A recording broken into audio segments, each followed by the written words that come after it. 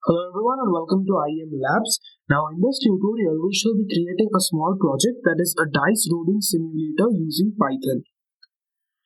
Now the agenda for today's tutorial is to learn a little bit about what we shall use, that is the tools that we're using, and how to create the simulator that we're going to create.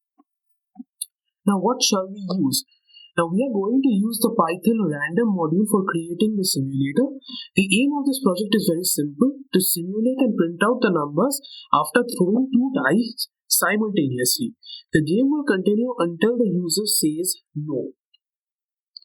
So starting off with how to create the simulator, open up a Python file, and save it. As I have saved my Python file with the name dice rolling simulator, and the first step is to import the random number. Because a dice is random, so to simulate it, we are going to import the random module. So first of all, let us give opt equals to yes. This is the initial value of the variable opt, which we should use as the marking point of whether the user wants to continue or not.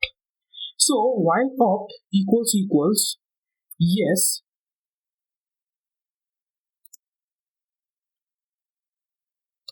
or opt equals y.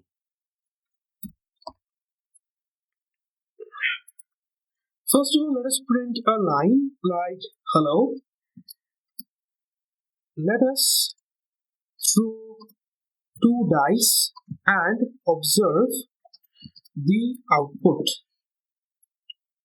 So the number on dice 1, let us represent it as the dice 1 variable with the name of the variable as dice1, and let it be random.randint 1,6, because a dice has 6 faces with the numbers 1, 2, 3, 4, 5, 6 engraved on them. Therefore, any value that the dice will show will be within the inclusive range of 1 and 6. Similarly, let us name the number on dice 2 as dice2 and random.randint 1,6. Thus, that is the simple thing that we have to do. Next, we shall print it as dice 1 plus str. We shall convert it. This process is known as typecasting, where we are converting the integer number into a string through explicit typecasting.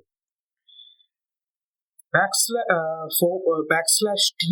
This backslash t is the tab character, which will create a certain amount of space between the two elements. Dice2 as str. Again, we are doing the typecasting. Dice2. Now we shall print, or rather take the input of opt.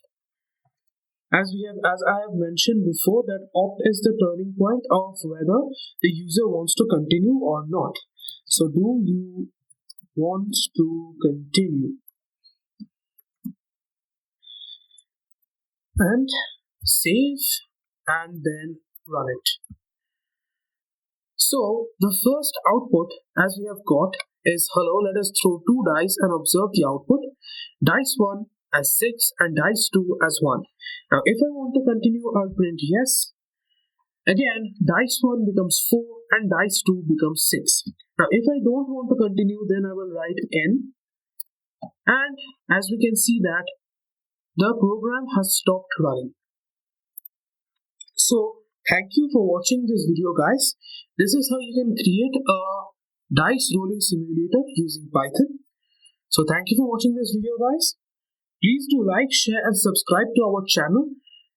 And please do not forget to press the bell icon so that you get notified of any and every video that we post on this channel. Thank you.